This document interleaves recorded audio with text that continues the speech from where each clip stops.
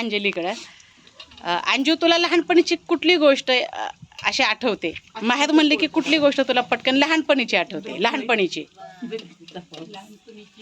खूप खूप सगळ्यांची माया, एक प्रसंग म्हणते मी, तो ऑल ओव्हर झाला. एक अशी आठवण जी लहानपणीची तुला आठवते. दिवाळी म्हणजे की अभ्यंग स्नान आणि खूप मोठं पातेल्यामध्ये असलेलं पाणी आणि त्या पाण्यामधून सगळ्यांच्या झालेल्या आंघोळी.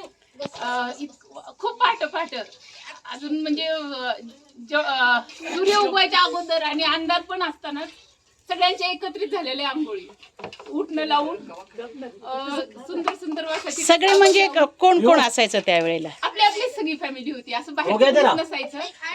अजून मुलं पण नव्हती कोणाला, लग्न पण कुणाची नव्हते. तेव्हापासून ते आठवत आहे. खूप छान वाटतं. आणि आईची तशी करंजी, गव्हाची करंजी आणि ग्लास भरून मस्त चहा, ती इतकी छान ब्राऊन ब्राऊन मस्त अशी टोस्ट सारखी असायची, मोठीच्या मोठी करंजी. एक मासा मोठा कसा असतो तशा टाईप सगळ्यांच्या ताटामध्ये त्या करंज्या गव्हाच्या. आणि शंकरपाळ्या,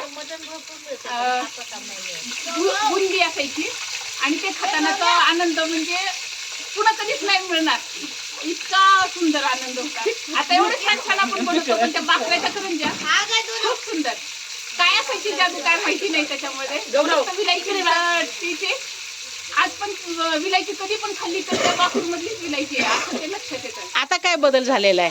आता आपण खोबरं टाकतो त्याच्यामध्ये. ते नाही, आनंदामध्ये काय बदल झाला? आनंदामध्ये आनंदाकडे झालाय. मला तर वाटतं आता उलट अजून आनंद वाढला, कारण मुलं सगळ्यांची आलीत. आता फक्त आपण नाही राहिलो. सगळ्यांची मतं जरी वेगवेगळी असतील पण एकत्र येण्याची जी धडपड आहे ती सगळ्यात मोठी आहे. अरे इकडे रे.